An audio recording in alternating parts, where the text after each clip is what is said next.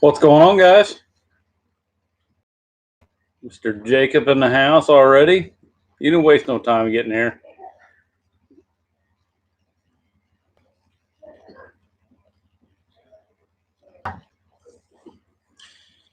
Jay Basson, how's it going, man? Sorry, guys, if it's real glitchy tonight. I'm not sure what's going on. Looks like it's running pretty slow.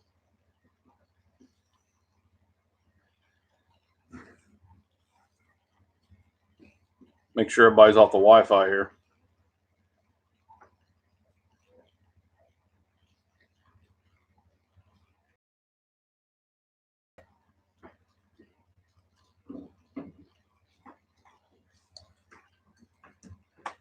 Wait to get a couple more guys in here.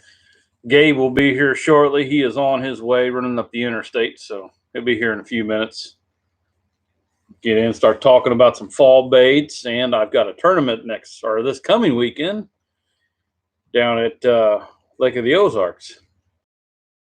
Oklahoma's worst danger. What's going on, man?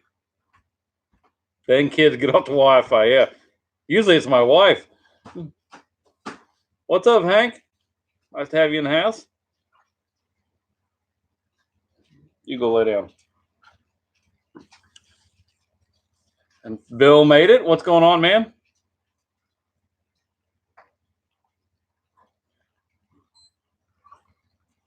Don't tell her I said that. Yeah, I won't say a word, but she may be watching.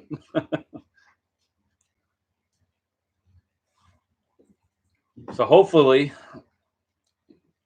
I've seen them by the end of this week. We're supposed to be down, I guess, in the low to mid 50s for the high Thursday and Friday, or Friday and Saturday. I don't know which one it is. So we are definitely going to get that cold snap we were looking for. What's your side of the store in the mini tourney? Jay, I'll get into that here in just a few minutes. I'll wait a couple more people to get on here. Oh, Sophie's on there. How's it going, Sophie? Rubber City. What's up, man? Yep, new subscriber. Thanks for subscribing to the channel. I seen you on TJ's last night. That's awesome, dude. Chris, how's it going, man? Matt Moran talking snow here in Minnesota on Friday. Hopefully it doesn't mess with my jerkbait bite. Man, I don't even want to hear the word snow yet. We can't even get to our fall bite here. We've had last week we were like in the mid 90s, and then all of a sudden this week it's going to jump down to like I think the mid 50s for a couple days. So I imagine the fall bite's going to get pushed pretty good. Yes, definitely, Bill. Make sure everybody's hitting that thumbs up. So before Gabe gets here, we'll kind of go into the a little bit of what happened last Monday. You know, as TJ said last night, they had boat troubles. We had boat troubles. My boat, I guess, my starting battery, I think I replaced it. Maybe it's probably been 3 or 4 years ago, and we were running the live wells pretty hard, and because it was extremely hot out, so I had ice in them, and I had them constantly circulating, and they ran my battery dead, and so we had to pull. I didn't have my jumper cables out. I just took them out the week before, put them in my truck, and I forgot to put them back in the boat. So we were constantly taking one of the trolling motor batteries out, disconnecting everything, taking it over, putting it on the other side. We'd start the motor, and we would have to hurry up and put both leads back on the old battery as quick as we could, or it'd just die. So we kept having to do that just to get around. We couldn't even fish. So we stopped fishing at about 12:30, about the same time the other guys did. And I know they're saying, oh, if we had enough time to fish, we would have beat you. And I don't think they would have. We called out like probably, I'm going to guess probably 7 or 8 fish we called out easy, and just kept going through the scale. And we had to put them all under our phone, remember the weights of each one of them, and kept calling them out like that. And it was an extremely fun day. I'll say that. It was a little bit of a tough bite, probably the first half of the day. I did catch 1 or 2 on a frog. Tackle Junkie missed 1 or 2 on a frog. And then I was actually throwing a sexy dog, and I couldn't get him to hit on that. I'm surprised, but we ended up throwing a little bit of plastic, doing a little bit of square billing, and then got into the back of one of the coves where the wind was blowing into. Just the wind was blowing right to the very back of it. There was a bunch of standing timber there. It was about, I don't know, anywhere from about 8 foot deep to the back of it was only like a foot or 6 inches deep. and you could see the shad busting out there. We just started throwing spinner baits, and we were just killing them back there. It was a lot of fun. So, let's see who got it here. Guess who is seeing your shirt? Who's seeing my shirt, Jacob? What's up, Doug? Yes, definitely hitting that thumbs up. That helps, guys. Hopefully, I can hit that 500 mark by the end of the year. I'm really hoping. So get the channel growing good, and actually talking to a gentleman right now. He's with a small bait company. Looks like he's just starting out. So maybe kind of talking to him a little bit about maybe working with him, maybe help him out, and maybe get some stuff to give away on the channel, stuff like that maybe. So hopefully that all works out.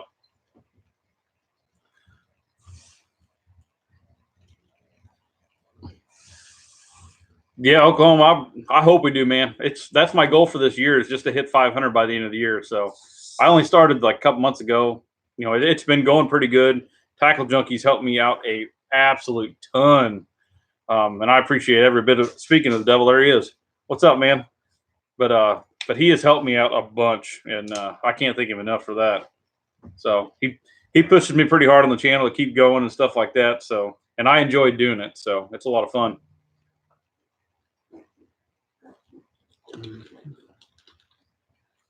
Full Armor Bass in the house. How's it going, man?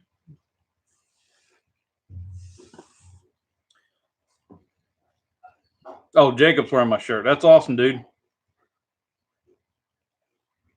Phone it, but 1% hit the like button. There you go, man. Plug that phone in, man. Preston Martin, how you doing?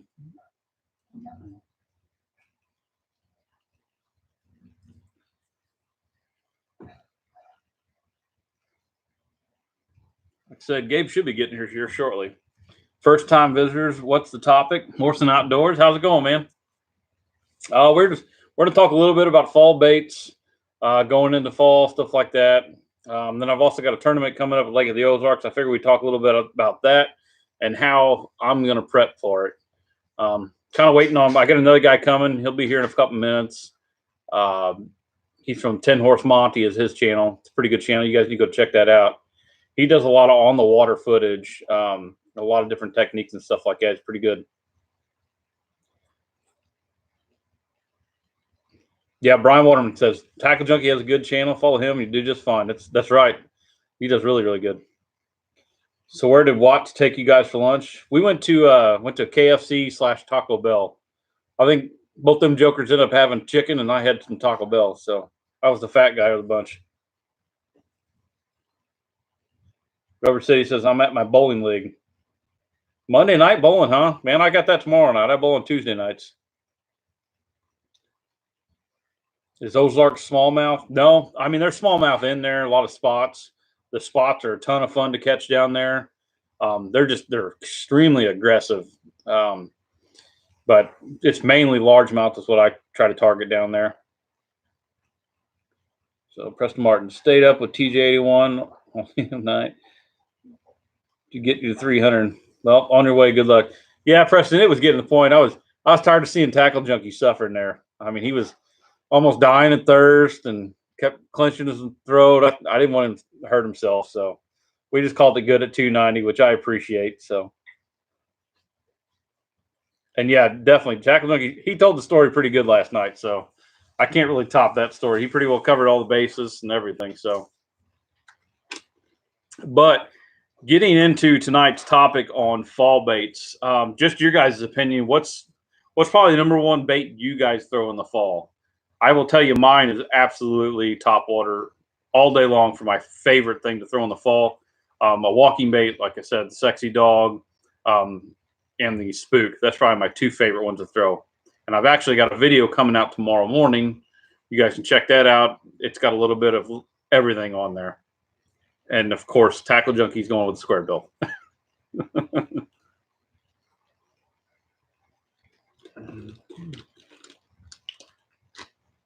Yes, Preston, definitely. He is a good dude. No complaints on him at all. Matt says jerk baits are deadly. I'm guessing you're up. Are you up north, Matt? Fluke. That's another good one.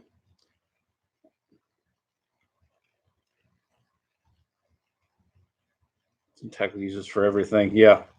Brian says Sexy Dog Junior. Been doing work. Yeah. I don't, Brian, I'll be honest. I haven't messed with the Junior too much. I had it. No, it wasn't the Sexy Dog Junior. It was, I think it was the Spook Junior or the smaller Spook.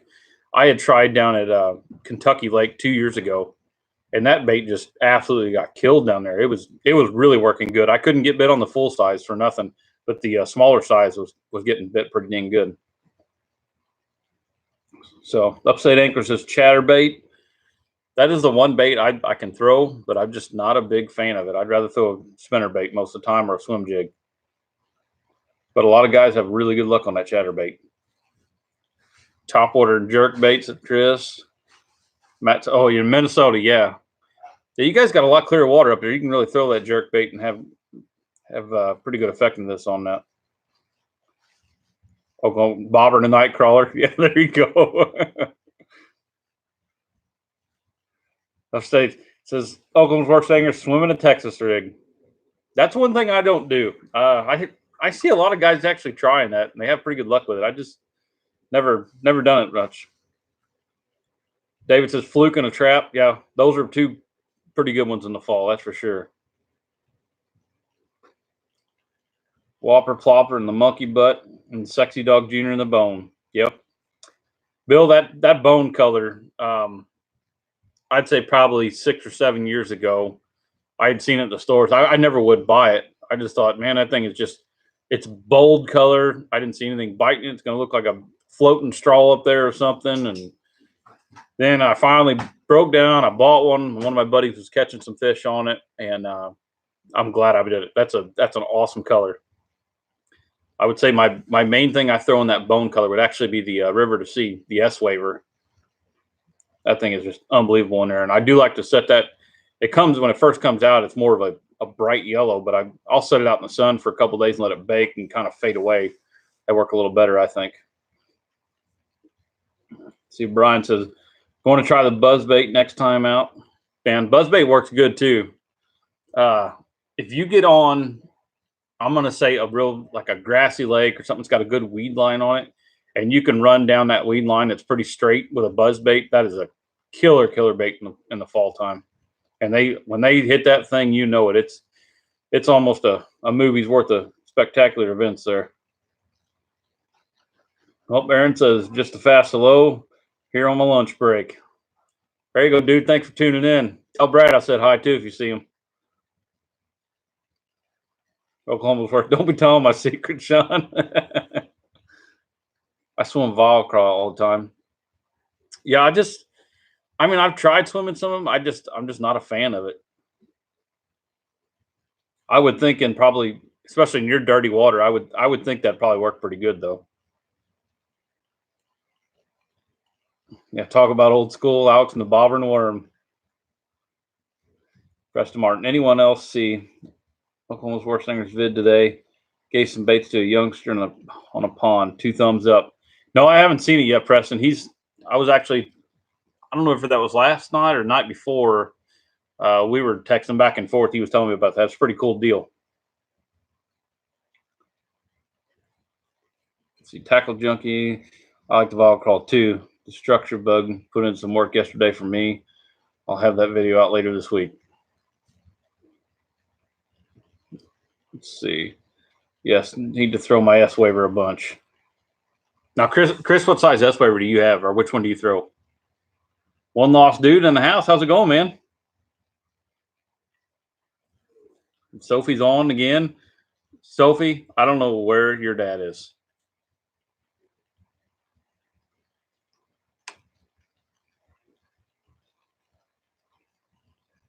Let's see, Brian Waterman. Have you ever thrown the baby bull shad? No, I haven't. Actually, Monday when Tackle Junkie and I went fishing, he actually pulled that out and was throwing a little bit. I have not thrown it yet. It's definitely a bait I would throw. I haven't done it yet. I will tell you the one thing I'll tell all you guys, the one thing with me is I'm not like Tackle Junkie. I don't go out and buy a ton of tackle. I know that's where he got his name, Tackle Junkie. I mean, he buys all kinds of stuff. I pretty much stick to my guns when I buy tackle. It's a lot of stuff I really use. Um, and the reason being is I fish a lot of tournaments during the year, which is extremely expensive on top of that. But a lot of the baits, the plastics I go through, I would say, for instance, last year I probably went through probably 20 or 25 packs of Rage Crawls just in a watermelon candy color. Probably another 20 in just a watermelon color or a green pumpkin color.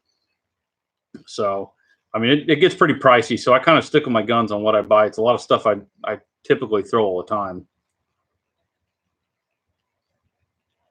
So, cane pole and a bucket of crickets? That's old school, dude. I still do that at my pond here. I get the kids over, grandkids over, and everything else. That's what we fish with, man. That's a lot of fun. Keeps them busy. They don't have time to worry about waiting to get a bite. That's for sure.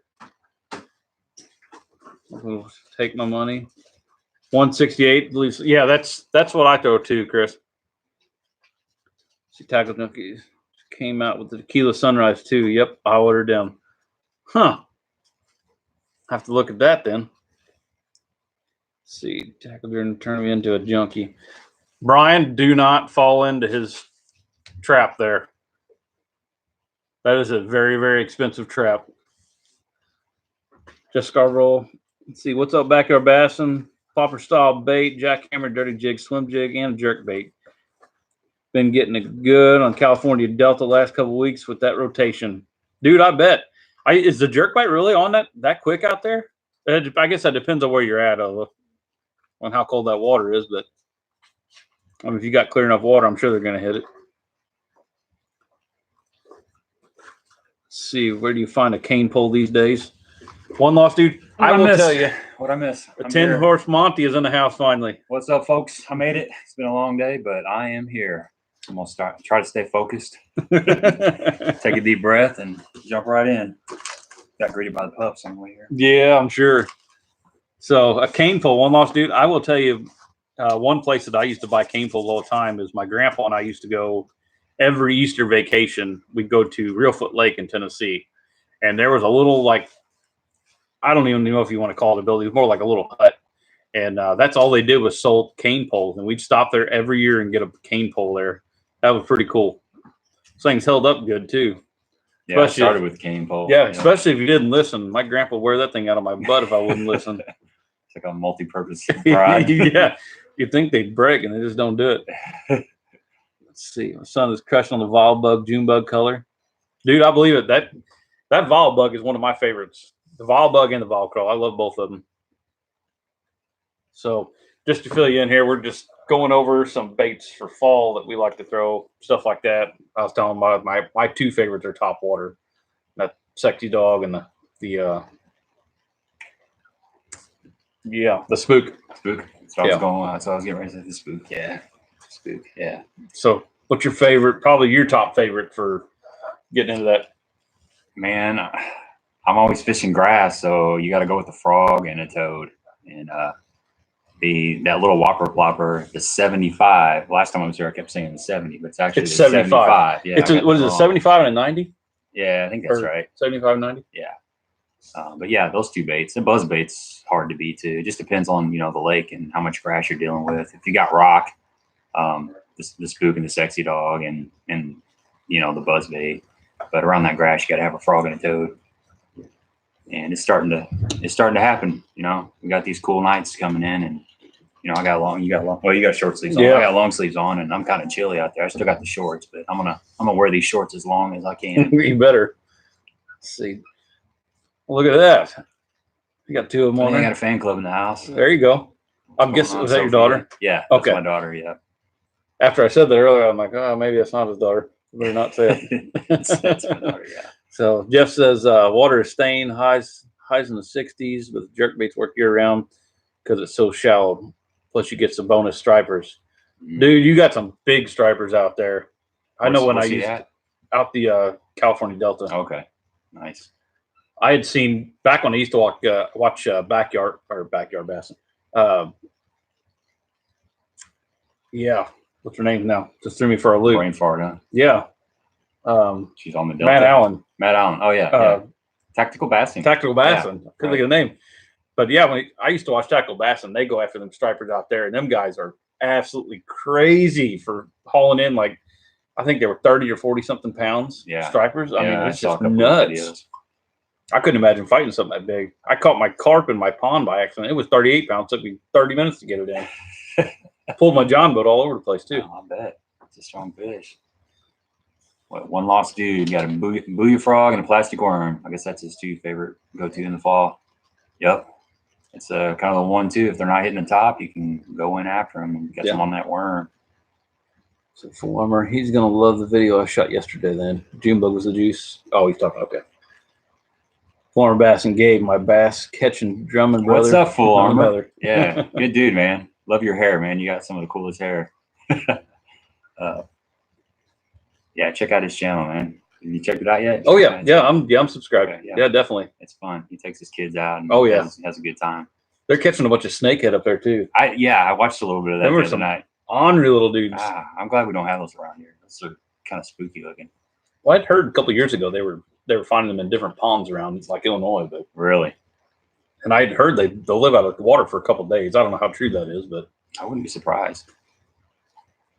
Jacob Cobble says, let's see if we can get 310 subs. Yeah, Jacob, that'd be awesome. Chris, I really like the good wake baits as a topwater also. Yeah, Chris, those are.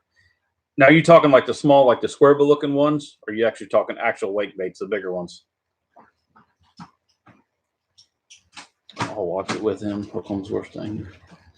Let's do back air bass. And we got sturgeon too, 200-pound telephone pole full of muscle. Yeah, I don't think I'd want to fight with that guy at all. I've seen some video of those sturgeon on the Columbia River, and those things actually jump up out of the water. You know, they're huge. Like I said, I've caught a couple of carp, plenty of times, or big catfish even. But to fight them things put up, I couldn't imagine fighting a fish for more than 15, 20 minutes. Mm-hmm. Your arms just go limp on you. They wear out so bad. Yeah, you get forearm cramps. I caught a striper.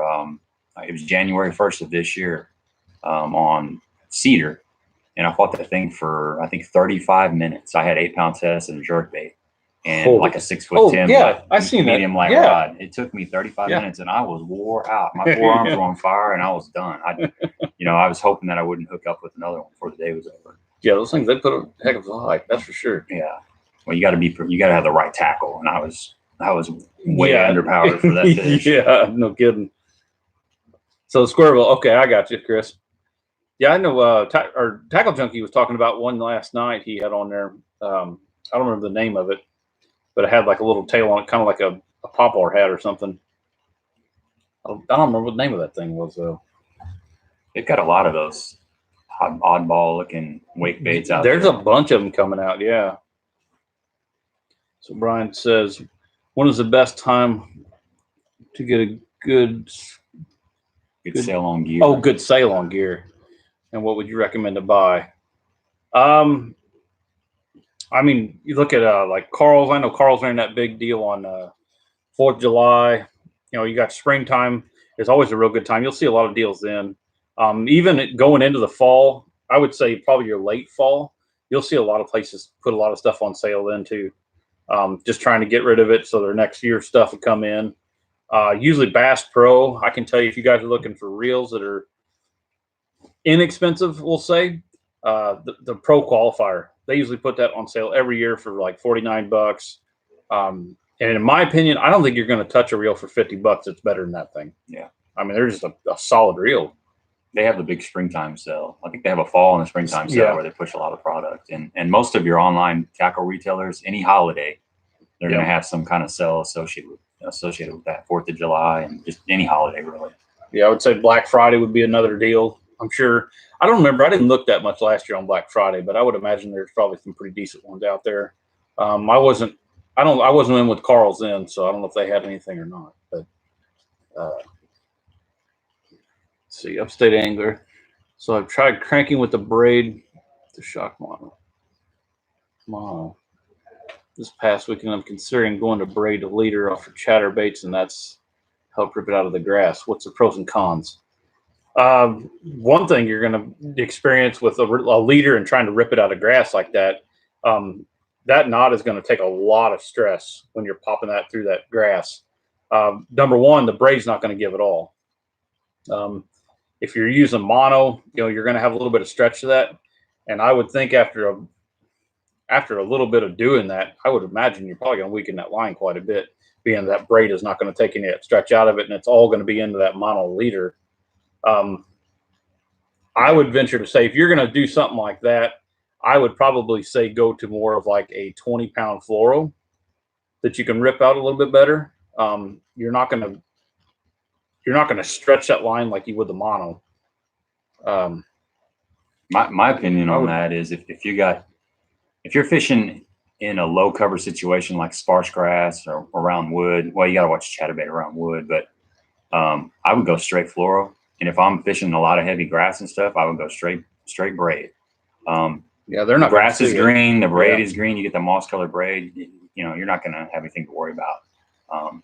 Most of that braid leader stuff is, unless your bait is sitting still. Say you're fishing spinning rod and you got like 15-pound braid to 8-pound fluoro leader, and you're fishing shaky head and you're moving it real slow, and that fish has got time to come up and analyze the bait. Yeah, then you're going to need fluorocarbon. But if you're fishing something moving, usually the only reason you would have fluoro is if you don't really need it. I would stick with straight braid if I'm fishing a lot of heavy grass. Yeah, I would agree. And I'd say the only time I would never use braid of something like that is if I was fishing around a lot of wood. Mm-hmm. That'd be the only thing because of it cutting in so bad. But right. So this is a THKO tackle. What is that? THKO wake bait. Is that Trey Harple tackle junkie? I think that might be Trey Harple. Yeah, I bet. He's a bait painter. Maybe, I'm not sure. TJ said the Black Friday sale at Tackle Warehouse and Carl's. Yeah, I figured they had something going. I would imagine. Like I said, I wasn't with Carl last year when they did it, but David Seedlock said Rapala DT1 or Rapala DT1, big wide roll. I guess it's a wake bait. Yeah, that's what Chris was saying too. Rapala DT Fat, good wake bait. Tom, how's it going, man? What's up, Tom? Yeah, he finally made it in there. Yeah, I made it. I've been running all day long. I was up till about 2:00 last night editing. Then I had Mondays are typically long days for me. So I got home from work, changed clothes, and rolled north. And here I am. And tackle, yeah, you make a great point there. Crank of braid, it is a smaller diameter line, so you actually will get a little bit deeper with that. Probably a little deeper than you want most of the time too. I know even on, I've got a really small square bill. Like I was trying to think of what size it was, but it's only about a 2-inch bait, and it's really, really hard to throw on a bait caster because it's so light. But I throw that on my spinning setup, and I run into that same issue. Of it getting down a little bit deeper than I want. It's supposed to run, I think, anywhere from 2 to 3 foot, but I've got 20-pound braid on there, and I bet it almost reaches 5 foot on it. Yeah, and if you're cranking with braid, make sure you got a plug knocker, because if you get hung up, you don't have that stretch. Like a mono will give you that stretch, and you can slingshot that bait and back off the bottom. But with braid, there's no stretch. It's a little bit harder to get that bait unhung. Yep. Say Trey's bait. Yeah. Yep. So you agree with moving bait in the grass? No need for a leader. Definitely. Good. Just got back from catching a few. I'm hoping you're talking bass, Tom. Sometimes I'll crank with 20-pound mono to keep crankbaits extra shallow. Yeah, definitely. I've done that several times, especially at my local lake here. It's got a lot of shallow pockets, and if you get on a good crankbait bite, that's what you almost have to do. Yeah, if you're fishing submerged vegetation with square bill or something, that square bill, say on 12-pound line, is going to dive down there around 4 to 5 foot. You put that 20-pound on there, and it's going to stay up there about 2 foot or so, 2 to 3. And a lot of times, you're just ticking the top of that submerged vegetation, and it's a lot easier to do it that way than to fight it all day long with your rod angle. Yep. See, Chris Sunline to fire with the Armadillo. There's a model with a little stretch like a fluoro that floats. I haven't tried that. That might be something interesting just to try out and see what that's like. I might try to do that. I'm gonna write that down. So remember that. I'll say I remember it, but it'll never happen. So Brian Waterman, I don't fish the thick scum with a frog. So when I fish it, I use a 30-pound braid, but I miss fish. Would I get better hook set with the 50-pound braid? You get longer cast with your 30-pound braid for sure. As far as the hookup ratio, that's not going to have anything to do with it. Some things you can do if you're getting bit on a frog and not hooking up. It's possible you need to change the belly color of the frog. If you're throwing a white frog, maybe try a frog with black belly. And if that's not working, try the orange or yellow, like a bluegill pattern. Make sure you let that frog eat it a little bit.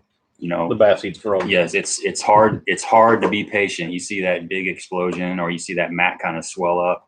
You got to wait just a little bit, and you'll almost actually feel him on there. But really, it's just a matter of getting enough bites to figure out when you need to set. But as far as the line size, no, I mean, I typically throw 50-pound braid because I punch with 50 and I throw frog with 50. My top waters, if I'm throwing like a spook or a sexy dog, I'm using 30-pound braid because I can make that long cast. But no, it's not the line size. So just keep trying. Don't give up. Keep trying. Be patient, and you'll hook up eventually. It could be the hook too. Bending out that hook on the if frog. you're not bending them out, we talked about that last time. That's where I always struggled when I first started throwing a frog a lot. In heavier vegetation, was they come up and just eat it, and you watch them take off with it, and you go to set the hook, and you just watch your frog go flying right by your head. But once I started tipping them hooks up and out a little bit, that improved a bunch then. Yeah. And what kind of frog are you throwing, by the way? You leave that comment if you don't mind. Oh, get back up here. All right. That was one you were answering, right? This one here? Yeah, from Brian. Okay. So, Mad Mount in the house. How's it going, man?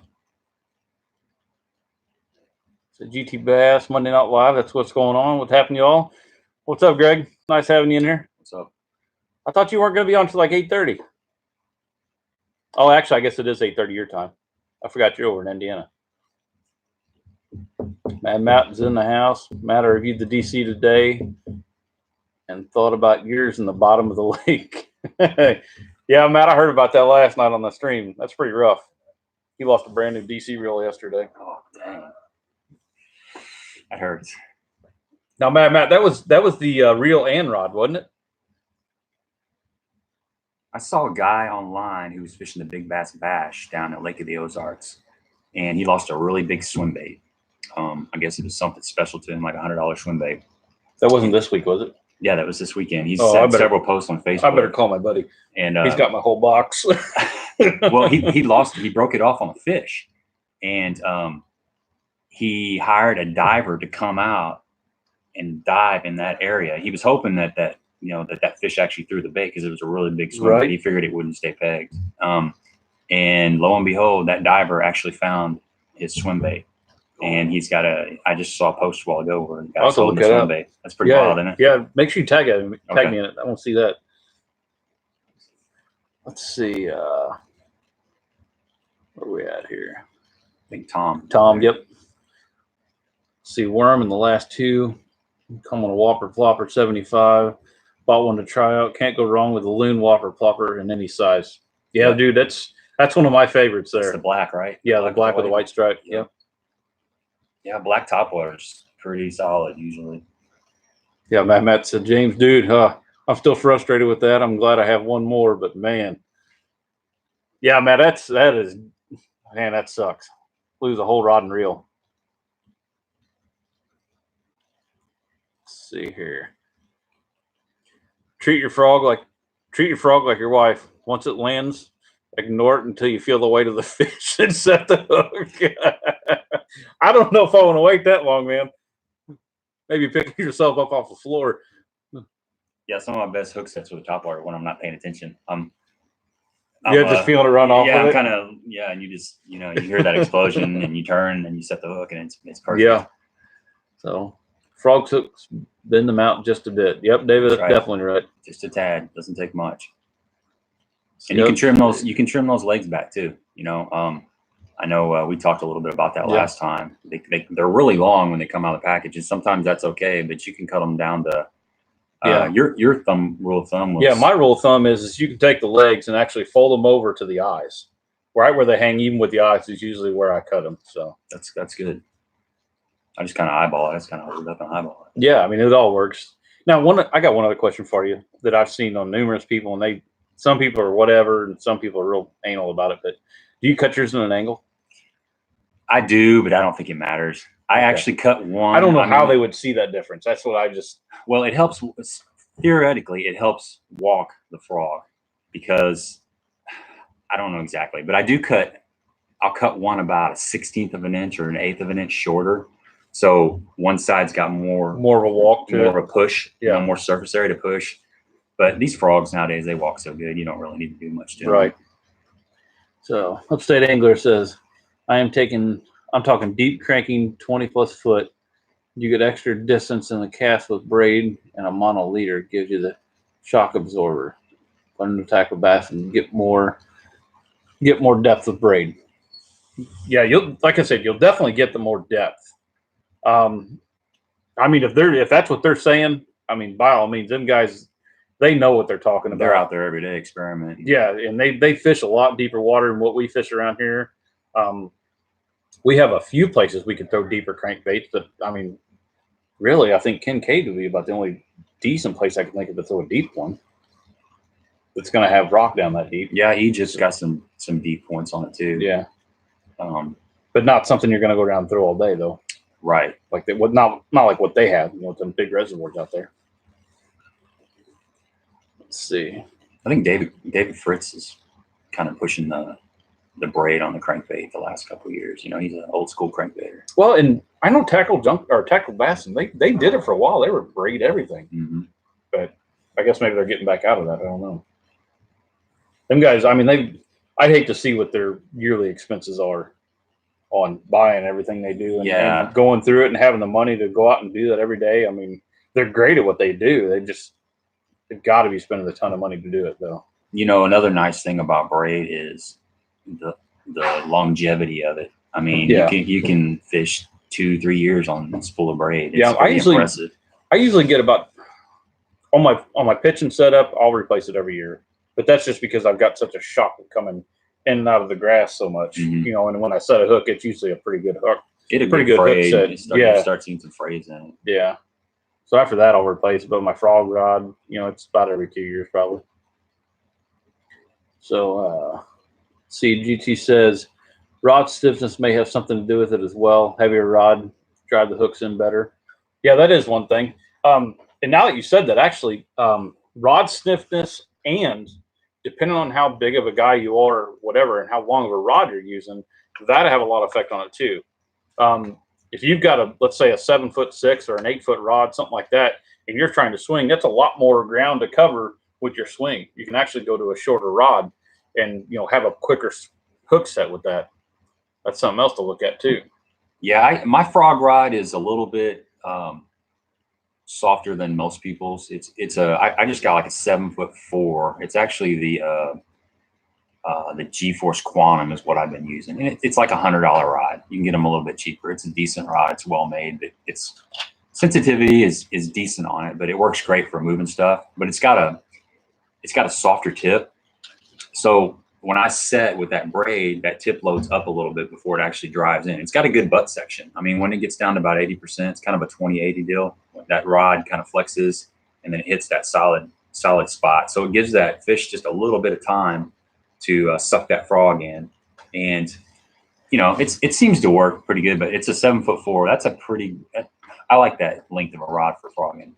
If you got too big of a rod, it's just, you don't need it. It's you got a lot of ground to cover when you're setting that hook. It's a lot more to go. Right. That's right. And one other thing you say about soft tip, mine's the same exact way. I mean, mine is not a real stiff rod all the way up. It's got a lot of play in the front of it, or on the tip of it. And the one thing that I really noticed right off the bat and got me hooked on it was being able to throw my wider frogs. I mean, it's got just enough to load up when you throw, and you could actually skip that thing underneath limbs and everything else a lot easier. But because the one I had before that was just I think it was just an extra heavy fast action tip, rod, and it was a 7.6, and that thing was like a broomstick. Right. And you couldn't hardly throw that thing right for nothing. That's kind of my theory. I like a compromise between something that's overly heavy and something that's got a little bit of tip. So for the same reason, if I'm fishing a mat, I've got enough backbone to get that fish out. But if I'm just going down the bank and I'm skipping it underneath the overhanging trees, I still got enough tip to skip that frog. Right. Instead of having two frog rods, one for each purpose. All right, let's see where we were at here. Rod stiffness, head dag. I have my Power Endurance jerkbait rod. Custom jerkbait. Oh, dude, you lost all of that. Oh, man. That's a little bit of money. I have to work a little overtime, I guess. Yeah, something. Holy cow, that sucks. I'd be probably dredging the bottom of that. Yeah, I'd be putting on every deep cranker I had just to try to get that thing back. Oh, he said he did. He went out today and tried to snag it. Yeah, leave me a GPS coordinate on that. Yeah, I can help you out. Yeah, I've got a couple hay hooks we can go down there and probably figure it out pretty quick. So Tom says, I'll hit the subscribe button again when the feed is over. I must have unsubscribed by accident. No big deal, Tom. That's cool. Ryan says also the KVD Sexy Frog. Yeah. Oh, so he's talking about the frog he's been throwing, or is this? Yeah. Oh, yeah. So it was a booyah frog. Okay. Yeah, that's a pretty good frog. And the KVD frog is a good frog too. So I was just concerned about the actual frog and it compressing enough to get a hook in the fish. And both of those frogs are. Yeah, you get some of the cheaper ones. They're pretty stiff plastic. Mm-hmm. I'd actually seen. I guess my son got it in.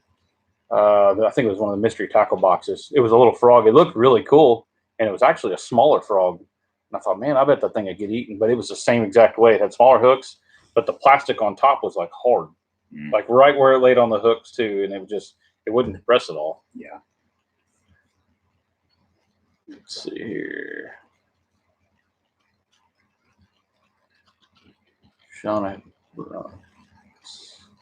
haven't seen the new ones. Oh, the brats. Okay. Yeah. Where do we go there? I think we're right there. Yeah, right here. Mm-hmm. So one lost dude. Try the 1/2 ounce booyah frog too until you get used to the frog fishing. That we talked about this last time, but that Terminator frog is that's a really soft frog. I actually ordered 2 of those. I got the 3-inch version, the bigger one. Have you seen that black one anywhere? Because I've looked at Academy every time I go back, and they do not have it ever. No. I mean, I can buy them online. While I'm in there, I'd like to grab one, but they never have them. Right. Yeah, they need to restock a couple things. I'm thinking. Yep. Tom says more drag on a longer leg. Yep. We were talking about legs a while ago. Too easy to rip the hooks out on braided with a crank. Yeah, Tom. Limber rod. Soft rod. You better have a really good crankbait rod. That's exactly right. I will say I was trying out the TCS, the Akuma TCS rod, the cranking rod, and compared to it's one of the cheaper rods, a Daiwa Laguana. The Laguana actually had more flex in it all the way down the rod, and I could actually feel a square bill better. But I will say, on the hookup side on it, the Akuma, you had more feel when you got hooked up to the fish. You didn't have as much with the bait, just the bait. But once you got hooked up on a fish, you had a lot more feel there.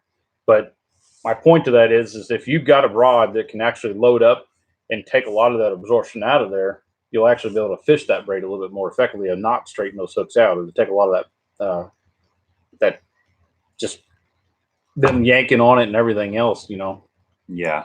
I mean, I'll fish. Honestly, the only braid I use is for like a lipless crankbait around the grass for ripping it out. That's when I'll have. A lot of times it's my my topwater rod. I'll use it as a lipless crankbait rod as well. Hooks up and out. Went straight 50-pound braid. Waited 2 to 3 seconds. Setting the 7.3 mag heavy Dobbins Fury. Helped me out big time. There you go. Yep. Sometimes it's just about patience. Same setup here.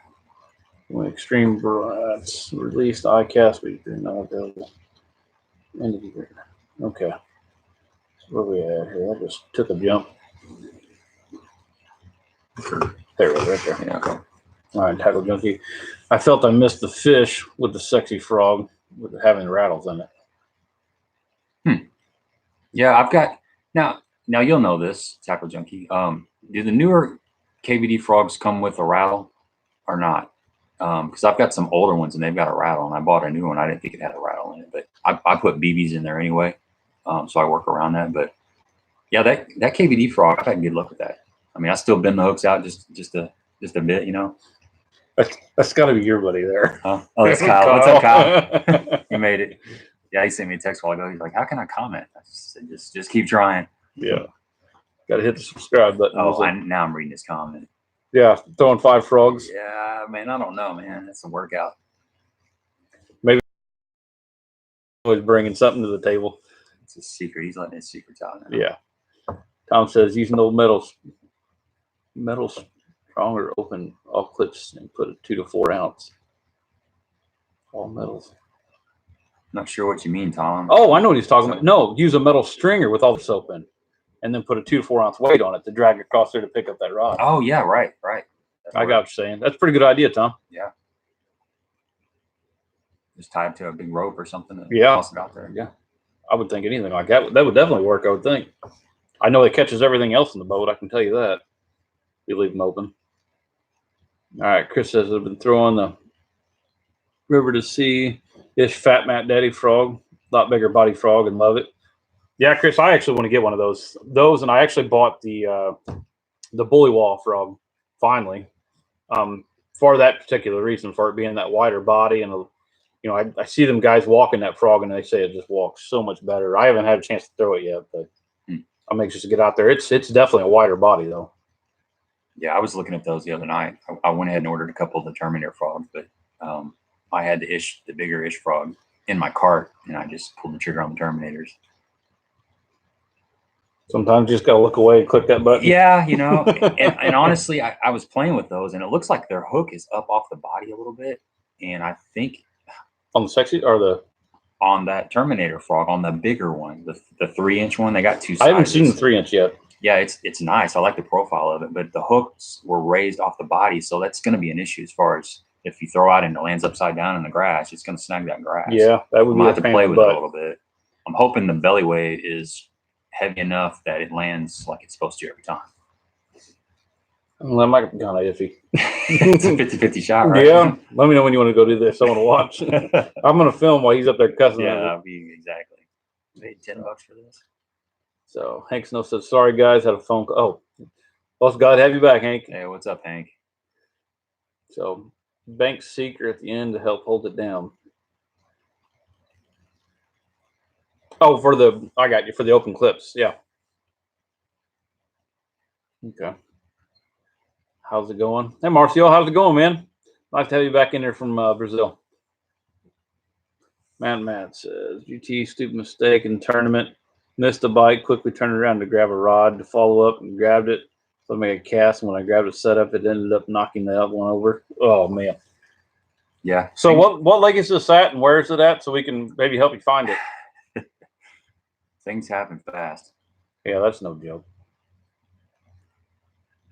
I don't know where that went. This thing is skipping around a lot. It is. There it is. Okay.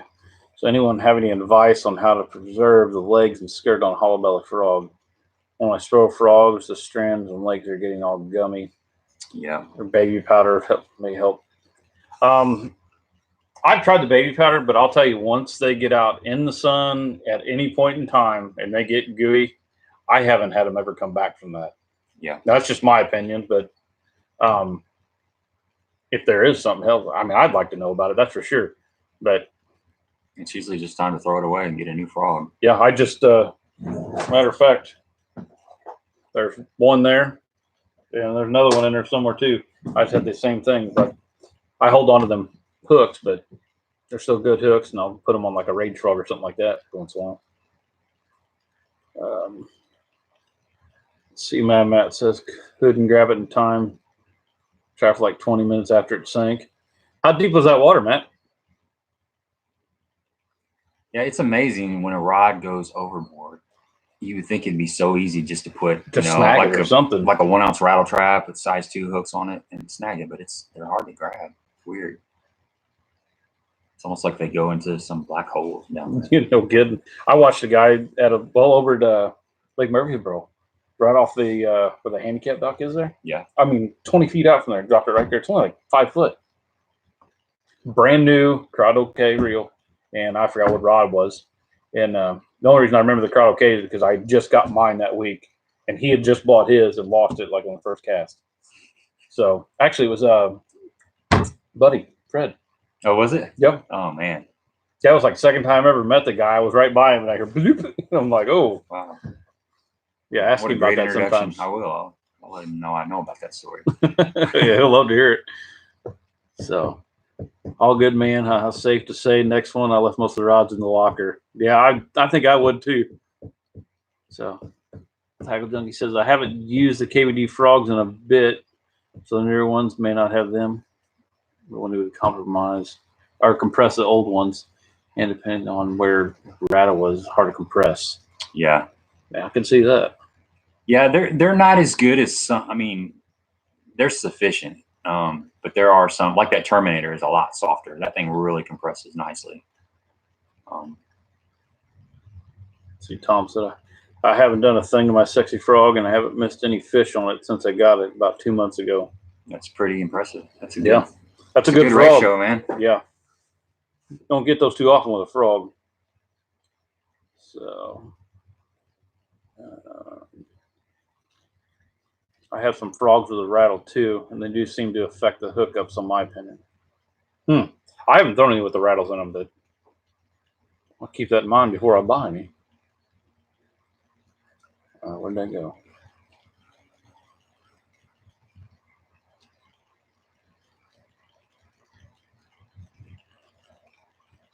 Okay. I have a great frog pond on my house. Really clear water, tons of mats, and topwater vegetation bass for emitting it until it matched the hatch completely.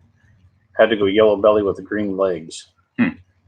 Yeah, you know that happens a lot. A lot of times, what will happen if here's how you're throwing the wrong color on a frog. You'll see the mat swell up, or you'll see them bust behind it, or you'll see them just kind of nose it. And sometimes they'll pop that frog up out of the grass. I've seen it come off the mat 2 feet.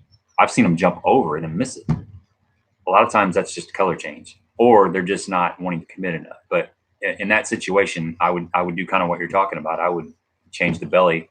I'd go from a black to a white to a yellow or orange, and 9 times out of 10, you're going to get a commitment when you start changing colors around. If not, then it's going to be a real frustrating day if you stick with a frog.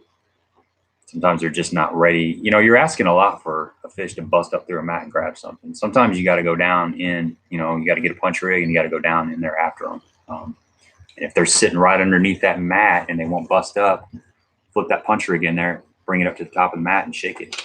Yep. Because they're right there. You just got to get in their face. And so, yeah, I've had a lot of days like that with a frog and they won't commit to it. It's super frustrating. In my opinion, I mean, I know everybody's topwater bites and they're the best and this and that. My personal opinion, I'll take punching a mat over any frog day.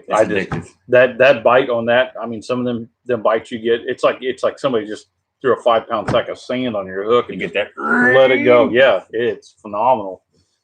But that's just my opinion. But let's see, Tackle Junkie says I've added BBs with no issues, but I think the rattle they put them in the KVD frog was too big. Yeah, it definitely could be, especially if they're going with just an oversized rattle and they're just trying to make it, I guess, sound louder, I guess, or something. Well, yeah, if your bite on your hook is only, let's say, a 1/2 inch and your rattle is an 1/8 inch thick, you've just decreased that bite by 25% or something like that. Almost half, yeah. Almost half, yeah. Yeah. So that is a big difference. See, this Fat Mat Frog has the rattles on the back of them. That's right. I saw that. I remember somebody was talking about that, and I checked them out. So they're completely out of the way then. Yeah. Tackle Box TV, what's up, gentlemen? How's it going, man? Appreciate you joining us. GT Bass, you can add the rattle to any hollow body by inserting a few small split shots into the body. Yeah, that's what TJ was saying too. Just BBs in there. So since Tackle Box TV got on there, that's Big Nate's Bait and Tackle out of Scott City area. I was just down there the other day. There. Yeah. You know, he's been. I actually wanted to go down there. I didn't see it till later on. Right. He's got a trailer. It's pretty cool. I went down there and checked it out. It's just a pull behind trailer that he's got pegboard inside of there, and he's got a bunch of baits and stuff. And he travels around. He goes to some of the flea markets, and he went to that kids fishing rodeo that was last week up at the Cape County Park. And you know, I got a couple baits from him actually. He custom paints baits. Does a really good job too, and they're a real reasonable price. This is one of the liplesses that I got from him. The liplesses. One of the liplesses. Trying to get it out of here. Where's the camera at? Yeah. So that's a pretty nice looking little paint job there. Lighter. I need help motion. There we go. I don't know if you guys can see that, but that's something that he painted up. You know, just a pattern that he came up. It's a nice, you know, that's going to be an early spring color. I think he puts mustad hooks on his baits. Triple grip. I got another jerk bait too. This is another one of his color patterns. Got a good sound to it. Yeah, that's a good high pitched sound. Yeah. And they're sticky. So that's one of his jerk baits there. So yeah, check that color scheme. It's nice. It's got kind of a lime chartreuse with a white belly. But yeah, this is what he's kind of doing on the side, and he's trying to grow a little bit, get his business up and running. He's got a Facebook page, Big Nate's Bait and Tackle. He's also working with a guy. It's called Tack B Baits. You can see that right there. This guy's pouring some plastics, and he's out of the Cape Girardeau, Jackson area as well. He pours some pretty cool Ned stuff. I picked up some Ned stuff to show you guys. You know, it's like a Vision 110. Yeah, it's a lot like a Vision 110. I haven't thrown it yet. I'm going to here real soon to see how it reacts. That's awesome, dude. That's pretty impressive paint job. Yeah, it's good, and he's got a lot of really good schemes. He does a really good job. You know, if you got a paint scheme that you're wanting, testing this one out. I'm going to. I'll probably throw it here. Someone's got some line on there. But here's this little Ned baits. You guys that like Ned stuff. Just a TRD standard, but this other bait, that's awesome. Here, which is really cool. Yeah, this is it. This thing's really unique looking. And this is Tack B Plastics. He's got a Facebook page as well. Hold that up. See how this flat on that side, and then it's got the ring on that side, and it's got that tail. Okay, so you can kind of see it's flat back here, and then on this side where my finger's at, it's got the worm sack right there, and then it's got that tapered tail that's kind of unique looking. Yeah, that's pretty neat. Yeah. So this is all. This is two local guys. You know, that's pretty cool. I like that. And their prices are really, really reasonable. So they both have Facebook pages. You know, if you're interested, get on there and like the page, and you know. Yeah, actually, so if you get on there, message me afterwards, and I'll put you guys down in the description. I'll put a link to your pages and everything in there. And if you guys, anybody that isn't subscribed to Tin Horse Monty's page, make sure you get on his page and hit that subscribe button for him too. Yeah, I'd appreciate it, guys. See if we can catch up here a little bit.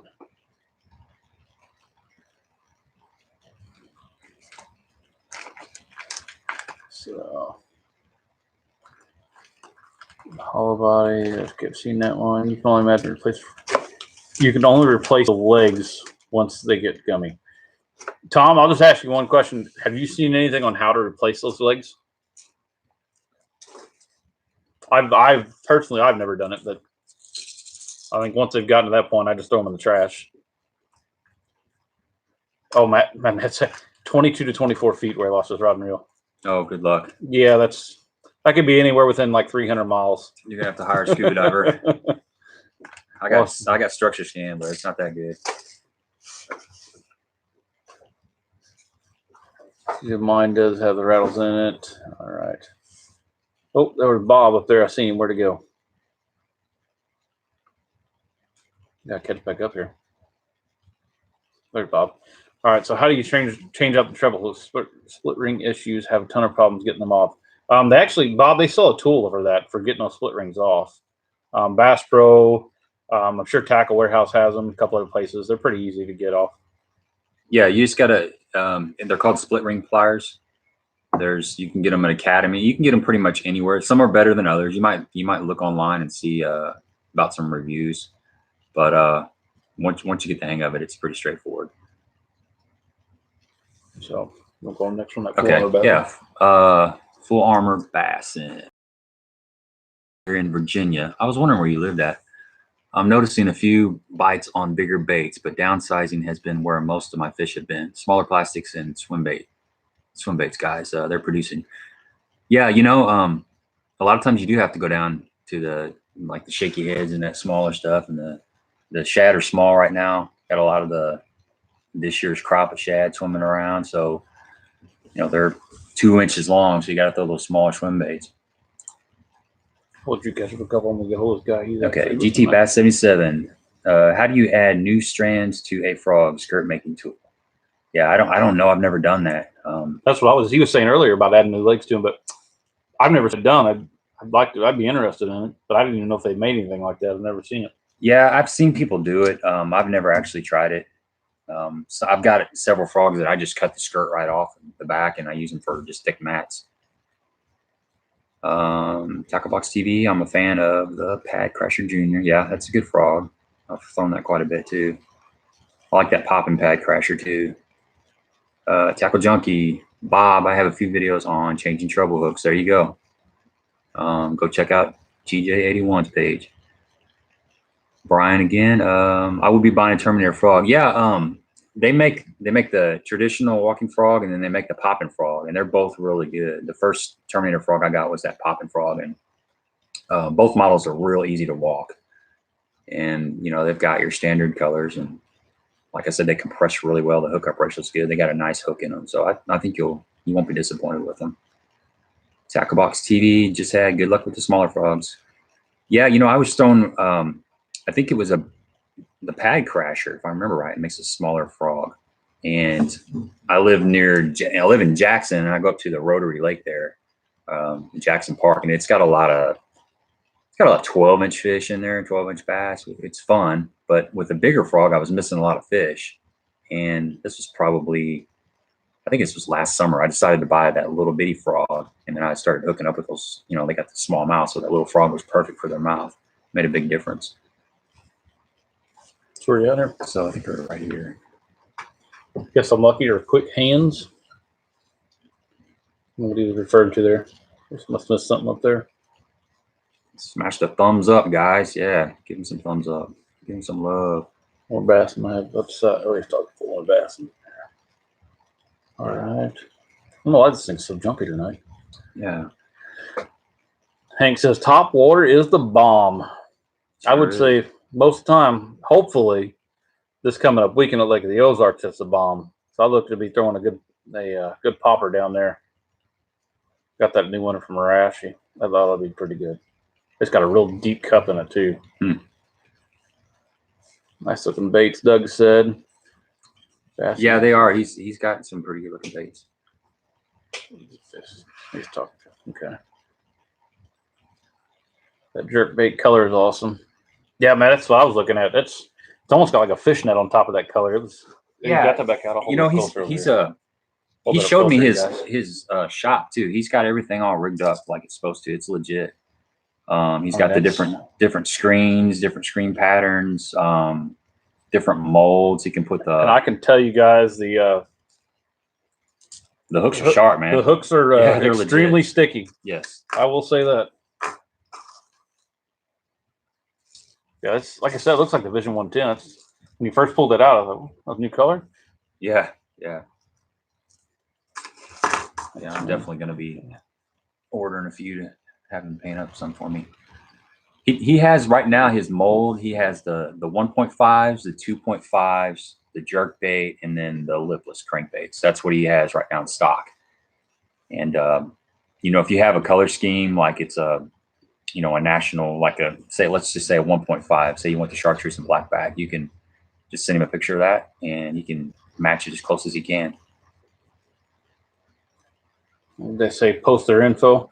Hank, I will post it as soon as we're done here.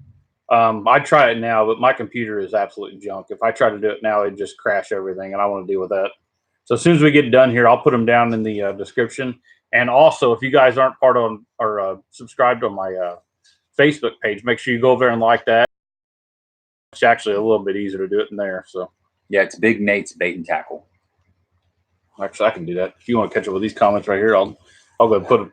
If you guys want, I'll go ahead and put it on the Facebook real quick. Okay, Brian, Beast Coast, Miyagi Danielson. Swimmer is a big bait, fun to throw. That's a new one for me. I'm not real familiar with a lot of the bigger swim baits. But they're still pretty cool. I like looking at them, checking them out. Let's see, GT. So have we talked about the fishing beatdown that BYB and TJ81 delivered last Monday? I haven't heard about it. I was curious. We haven't actually talked yet about it, but we can definitely talk about that here in a minute. Yeah, we can. We'll let him catch up with a couple here. I'm going to post this stuff on there for you guys. Find it here. Okay, Texas Tackle makes the best split ring pliers from Tom. Yeah, I've heard that too. My buddy Jonathan's got a set of those, and they do work pretty good.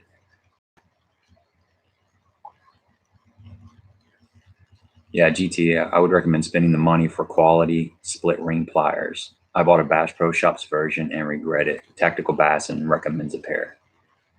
Yeah, definitely. There's a difference in them. I like the ones with the smaller handle. They're more compact, and they're just easy. You need the plier part of it needs to be really small too, so you can get into some of those, like the smaller split rings. If you got too big of a pincher, I don't know what they call it. It's just going to be a pain in the rear. So TJ81, I've used the Texas Tackle split ring pliers for years. One of the best I've used. There you go. Cover pop is awesome. I'm talking about top water. Yeah, talking about top water. Tackle Box TV. Do you guys paint hard baits that are sent to you? He will do that. In fact, that came up. If you've got some baits that are just like older ones, or you don't like the color pattern on them, so you got I don't know, just some color pattern that's ugly, but you got it on sale and you really like the bait. Yeah, he can throw some fresh paint on there. It's not any big deal. Target acquired custom baits. Okay, I'll put them on there too. I didn't know I forgot what the name of that other one was. So Target. Yeah, it's Tac B, Target acquired. Yeah, I'll hold that up again. That's the soft plastics bait guy. He makes the little Ned worms that I was showing you a while ago. All right, TJ81, he wants to hear the story. Greg, all right, you are up, man. It's all you, brother. I'm gonna sit back and listen. All right, guys, just to let you know, both of them are on my Facebook page right now. I'll get them on the YouTube channel here in the description after we're done. But all right, so what happened was it was Tackle Junkie and myself were in my boat, and Aaron Wetzel, which he's on here somewhere. Actually, I think he's working. He went back to work. He was just on lunch hour. But and then great old Watted Fishing, Mike Watts, went to Kincaid, had a little 2-on-2 versus each other. Tackle Junkie was shooting. I think he went through like 3 batteries. We weren't catching a whole lot. It was kind of just not a crappy day, but it was just weren't catching a whole lot. The fish were blowing up here and there. Just couldn't get them to commit real good. I think I caught 1 or 2 on a top water on a frog. I think Tackle Junkie missed 1 or 2 actually on a frog, in about the same place. We tried square billing a little bit with the grass over there. It's how that is over there. Still pretty sparse. No, there's plenty of grass, just not mats. But yeah. But that wasn't working real well. Tried to throw a little bit of plastics, caught a little bit of that on there, and then we ended up going to a cove. Not like it was a cove, but we went all the way to the very back of it. The wind was blowing directly right in it, all the way to the back. It went from where we were sitting was I think about 7 or 8 foot back to about 1 foot or 6 inches deep. And you could just see the bait fish everywhere. I mean, there were bait balls everywhere. Half of them were the size of the boat.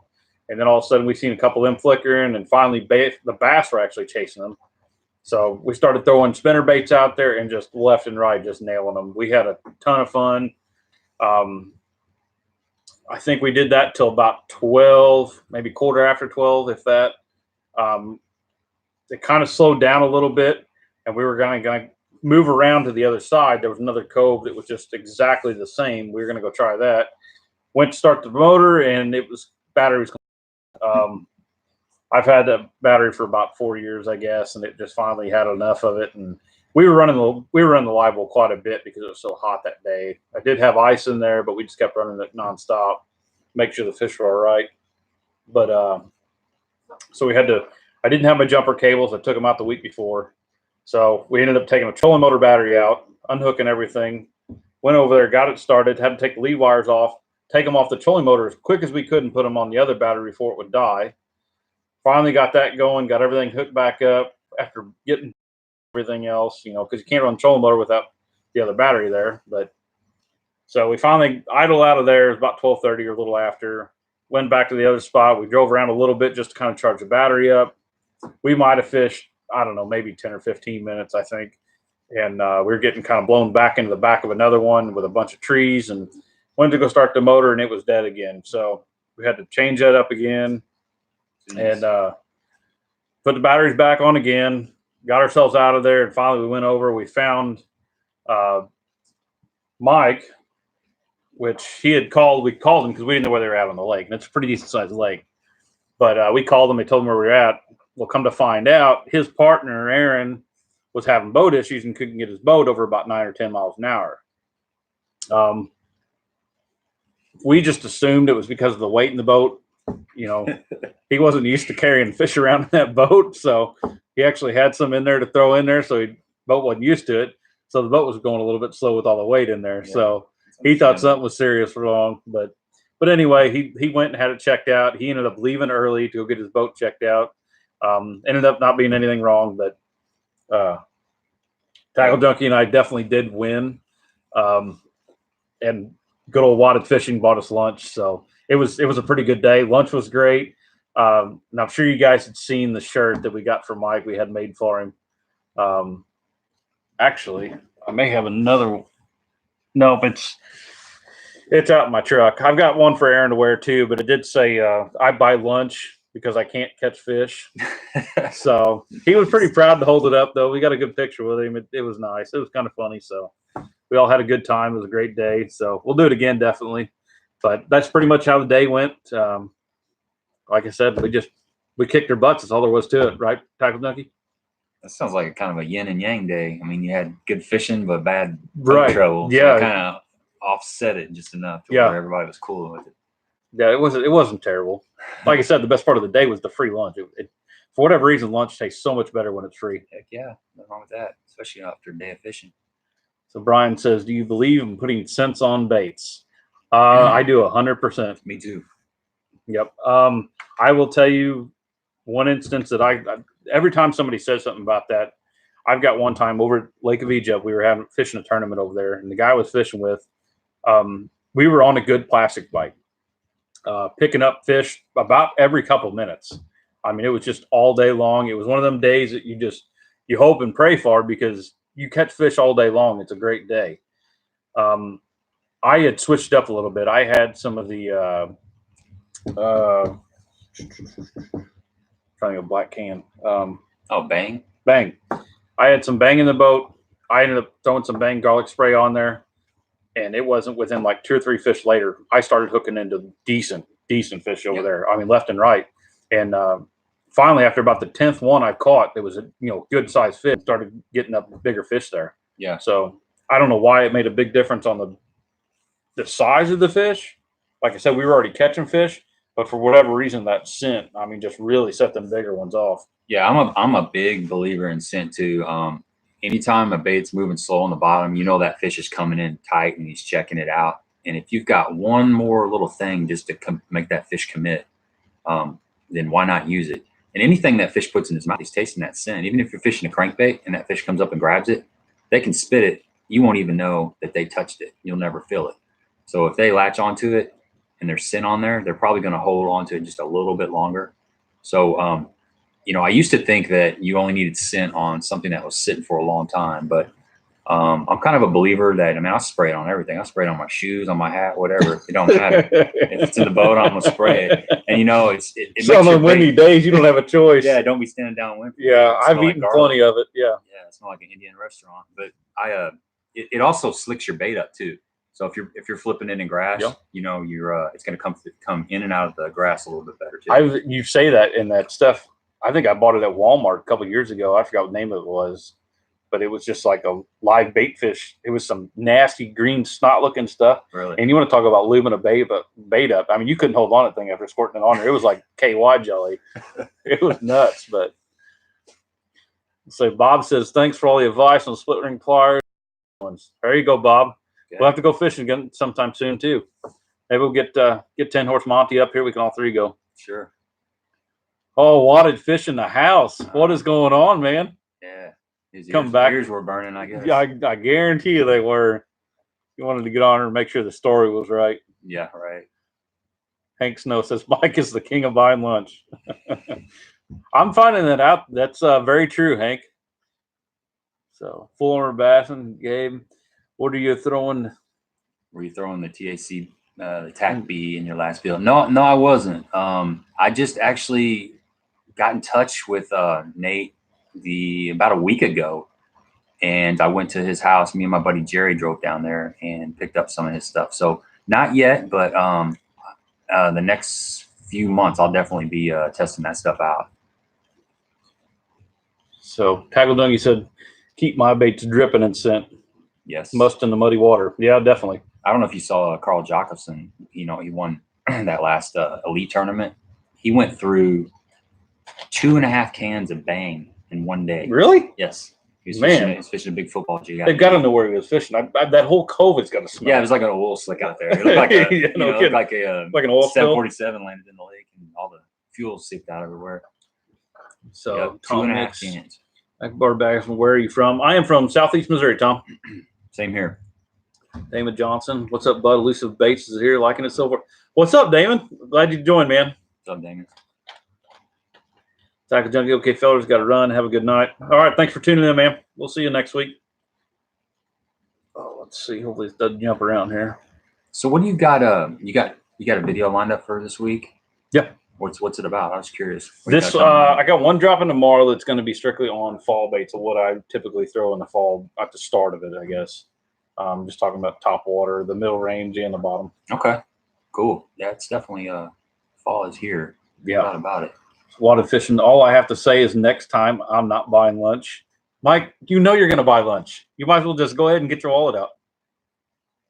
Any special scent you guys recommend? I'll say my personal favorite is probably just garlic. I mean, yeah, I like the garlic, the Bang. Yeah. Just the Bang garlic's what I always use, the aerosol. Now I did have I don't remember who made it, but it was a black licorice, and I didn't use it. I used it one time, and that stuff about made me sick. Yeah, it was so strong of a smell. I mean, I couldn't stand it. But they have this like Smelly Jelly as a brand. Well, I see Smelly Jelly right here. Yeah, it stays on there a lot longer. But man, it really gets on your hands. If you're pitching, you're grabbing your bait, it's just climbs your hands up. And that's a lot of times I use Spike It, which has got the garlic scent to it too. Right. And I think that kind of absorbs into that plastic a lot better. It just in my opinion. And you don't have to worry about it all over your hands after a couple casts. But. Right. So let's see. Smelly Jelly Bass X, David said. Steak and cheese scent. Steak and cheese? Hey, I'm interested. Nice. Might have to buy like 2 bags, one for me and one for the fish. You need to invent a steak and cheese scent for baits now. That would be the juice. So, all right. Good job tonight, guys. Really appreciate your time. No problem, Brian. So Backyard Bass and your game plan for the Lake of the Ozarks. What baits are you looking forward to throwing, and what patterns are you looking for? Greg, I think by the time I get down there, it's supposed to be 70s and 80s pretty much this whole week until I think Thursday. Thursday it cools off quite a bit. Friday and Saturday is the tournament, and I think both days it's like in the low 50s. But Friday night it's supposed to get down to 36. Yeah. So it's going to get cold. I think It's supposed to rain Thursday and Friday. I think with that rain pushing in, it's a little bit of a cold front. I think it's really going to be pushing in. It's a little bit of a cold front. I think it's really going to slow those fish, but I think it's also going to push some of them fish up into the shallow coves. It's just my opinion. So probably I will start kind of like a probably I will start kind of like a spring pattern. I'm going to probably start on the outside points and work my way in. I think they're going to be somewhere in between there. I think they're not going to be out on their main lake, depths and stuff like that. But I'm going to try to figure out where at in that cove that they're actually staging at right now. The bait fish, I would think, are already on their way back there. So just a matter of trying to figure out, at what point they're actually at on that way back to the back, or on their way back to the shallow backs. I'd be fishing PB2, Alhana, Red Oak. They had the big bass bash last week, so yeah, those places got stocked up. Yeah. A couple of those points outside of PB2, they load up if you're struggling. Well, we also have the Costa That's right coming out of there, so we're gonna have a lot of competing there. I've actually got probably, from what I'm looking at, about a 20 mile run. So where I'm going, I'm going to kind of get away from all that nonsense and where everybody else has been fishing. And I'm sure they've stirred up the water this whole week and everything else. Yeah. And the guys from the coast are going to be down there. I don't know how many guys that is, but I would imagine probably 180, probably. Probably somewhere around there. Mm-hmm. Yeah. They're fishing right now. Yeah. So I'm sure they're going to be out there tearing a lot of water up. So I'd like to get away from that as much as I possibly can. But I might need to give you a pack of those Neds. Yeah, I may need them. Yeah, definitely. So, what baits are you going to throw? As far as the baits and patterns, I have a hard time going to Lake of the Ozarks and not throwing a jig. Yeah. Jigs are just all around well performers down there. They do very, very well for me. They do well for anybody I know that throws them down there. It's a matter of picking a color down there. And when I say that, the crawfish are getting ready to molt. So that's going to be some of it. I may try a little bit more of a redder color, a little bit more of an oranger color, something like that. If those aren't working, I'm probably going to go back to like a dark green pumpkin, something like that. Unless it's a little bit muddier water where I'm ended up going, wherever I go, then I'll go down to like a black and blue, something like that. But I would say a jig is probably my number water early in the morning. Yeah, it's pretty solid. If you got a little bit of ripple on the water, I would say that walking bait's going to do phenomenal down there. I would think. I think we're Tom right here. He's just asking us where we're from. Both guys from Jackson. I'm about 15 miles from TJ. Okay. Is that north, south, or where are you talking at, Tom? Because I know where TJ is. But. Kyle Radke, what is your ideal scenario in the fall? You choose the lake conditions, etc. He already knows my ideal scenario. It's right now. Yeah. He knows where. I'm pretty sure I could take a really good, easy guess at that too. Yeah. I like that. I like those short pockets with the bait. Busting right out pockets. the mouth. Yeah, with that topwater thing. It's the walking topwater.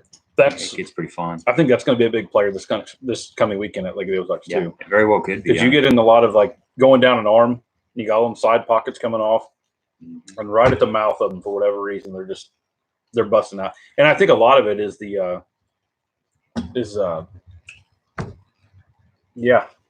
smallies, but the spots. The spots. Yeah, because you can got some good spots. Yeah, I mean you can go through there and just kill spots. I mean they're everywhere.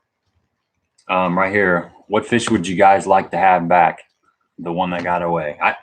As soon as I saw that comment, I can think of a Wednesday night tournament last year that me and my buddy Jerry were fishing, and we pulled up on this point. There's about 6 or 7 brush piles that I had marked a couple weeks earlier, and the wind had been blowing. This point was a south-facing point, and the wind – no, it was a north-facing point, and the wind had been blowing out of the south, and it was just getting hammered for like 3 or 4 days, and those fish were just on there, the big ones, the giants. They were up there. I jumped off about a 6.5 pounder.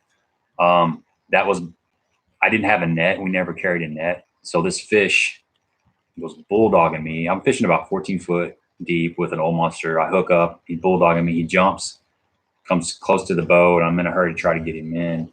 And basically about 4 feet from the boat, he jumps again. And we got a really good look at him and he just pulled off. So the very next day, I took my booty to Academy and I bought a net. Because if we would have had a net, that fish would have got in the boat. We would have, I think we got second in that tournament. But that was the winning fish that jumped off. So that just pops in my head right off the bat. Yep, I can definitely say mine was over at Kincaid, fishing a buzzbait for the first time ever over there. And when it hit the first time, it come up and thrashed so hard. It hit from the side. I seen the V coming across the water. And I mean, just hammered it, just T-boned it. And I thought, man, I said, it's a muskie. So I just went ahead and played with it, and I was fighting, and I had it probably about 20 feet from the boat, and he'd come up and jump. And my heart sank because I watched him jump, and I watched my buzzbait go. Oh, man. He was probably 7-8 pounds. I mean, he was a big one, but that was all she wrote. That was it. Yeah. Fish lure scented bait stickers? No, I haven't. I've never used that, Chris. Have you ever? I've never even heard of that. No, either. Scented bait stickers. What would you throw, Jacob Cobble? What would you throw if it was 50 degrees outside and cloudy? If there was wind, I'd be a spinnerbait. Yep, same here. That sounds like a perfect spinnerbait scenario. Swim jig, spinnerbait, crankbait, depends on the lake. Yep. One lost, dude. You're gonna do some blue cat fishing down there. Oh, down at he's probably talking about you. Lake of the Ozarks. Yeah, man, you're pretty I've caught good some at good ones down there. Jeez. He can keep catching them. I'll stick with the bass. Yeah, the downside of that is you got to dedicate about 20 minutes. They don't give up. They just keep bulldogging. Tom says, I have friends fishing the Big Bass Bash, and I have friends fishing the Costa this weekend. Tom, hit me up. Let me know where they're going. Man, that place has been thrashed down there. Yeah, I think this weekend, I have a feeling it's going to be an extremely slow. It's either going to be extremely slow bite because of the weather and it being beat up so bad this weekend, or it could turn around with the weather coming in that's so cold and then really cool nights. It could turn them fish on and it'd just be a great weekend and just everybody hammers them. Mm-hmm. I don't think it's going to be an in-between, though. Tom says, oh, he's in Granite City. I got you. Okay. And he said, Matt says, what's your favorite brand of jig? You have a favorite brand? I like Dirty Jigs. Yeah. I like Mega Custom Baits. And I would say between the Dirty Jig, I don't know. I really like 6 Sense jigs. I like the Dirty Jigs. I've got a buddy that I fish with in our local club. He handmade some jigs and stuff like that and brought them down. And one of them in particular, I remember that really stuck out to me is he had a sickle hook on one of them. And I seen it and I thought, man, what's wrong with that hook? But the more I fished with it, that thing, when you set a hook on that thing, it was like you were just pulling it's hard to explain. There was no give to it. I mean, it was just straight up and just jacked them in the top of the jaw every time. And they stayed pinned very, very well. But I know he doesn't want to promote himself or nothing like that. He doesn't want to make them for anybody. So I won't say too much about him. But that was probably one of my favorite jigs. And I lost it actually right here in my pond. For swim jig, War Baits makes a really good swim jig. It's got the head makes that bait kind of rock when it comes to the water. And I was talking to Greg about that a couple weeks ago. It's a pretty good little swim bait. But man, there's a lot of good jigs out there. About like that new Exo Swim. That thing on the back of them gambler jigs is, I mean, that thing's just a ton of wobble to it. They're really nice. Yeah, I'm going to be throwing that around here shortly for sure. So everyone smash that thumbs up for Backyard Bass, and plus check out Tin Horse Monty's site. Awesome videos. That's right, guys. Thanks, David. We appreciate it. All right, Mauricio. He's out. Got to go. Nice level as usual. Backyard Bass. I'm talking to other Brazilians to look into your channel and follow you up. Dude, I appreciate it a ton. I really do. Thanks, make sure you check out Tin Horse Monty's channel too. Yeah, good to hear from international. Night, guys. Great job. This person says a black and blue jig with a sapphire blue trailer. That's what you need to be throwing. That's it. Because he's a man down there. Huh. Well, I'm definitely on the jig part. That's for sure. Black and blue. Well, I plan on throwing black and blue. Where I'm going is probably going to be a little bit muddier. Both heartbreaking stories. That one that got away. Yeah, I got several of those stories. But let's hear each one of your most memorable catches. Not so much the biggest, but the most memorable. You know what? This is the dad in me, but one of my most memorable, when my daughter caught her first trout. We were at Montauk, and this has been probably 4 or 5 years ago. And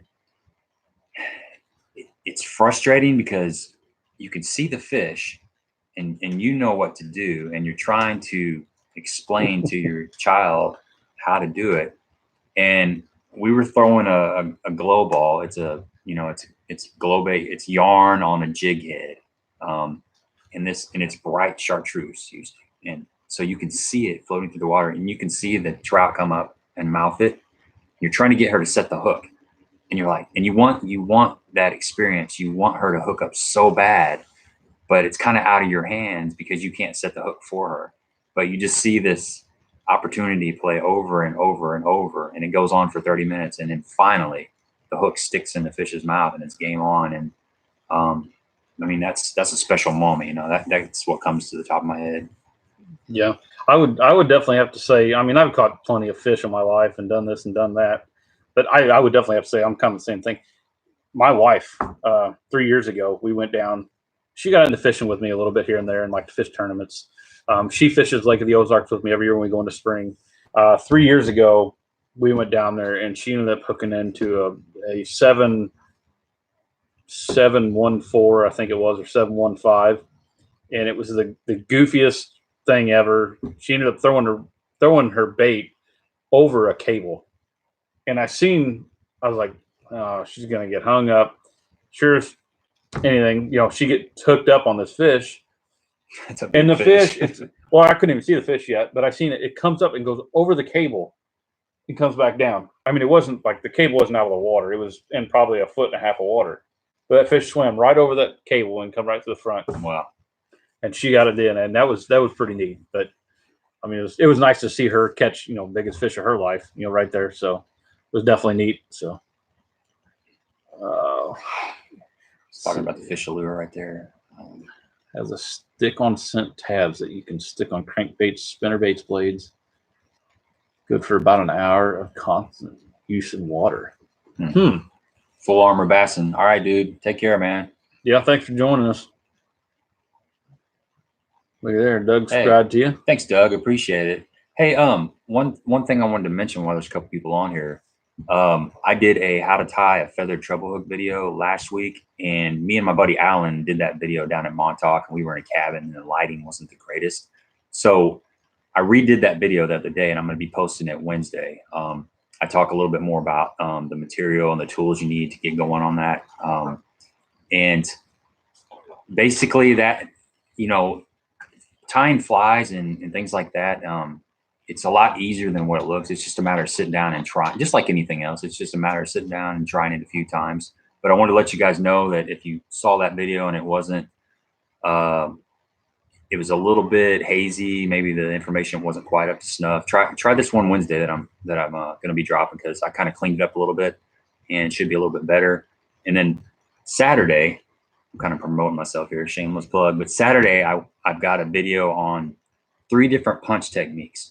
So the traditional Texas rig, the Tokyo rig, and then the punch shot, because we were talking a while back about the drop shot on the braid, the punch shot. So I went over the other day and I gave myself 3 hours.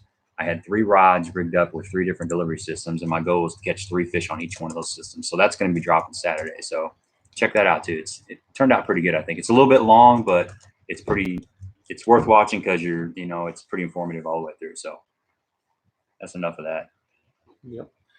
So looks like we're all caught up, guys. I think that's where we'll end it tonight. So thank everybody for coming and giving us thumbs up and everything else. Like I said, if you ain't subscribed to the Tin Horse Monty's channel, make sure you go over and hit that subscribe button. And give us thumbs up too, man. If anybody's over here from my side.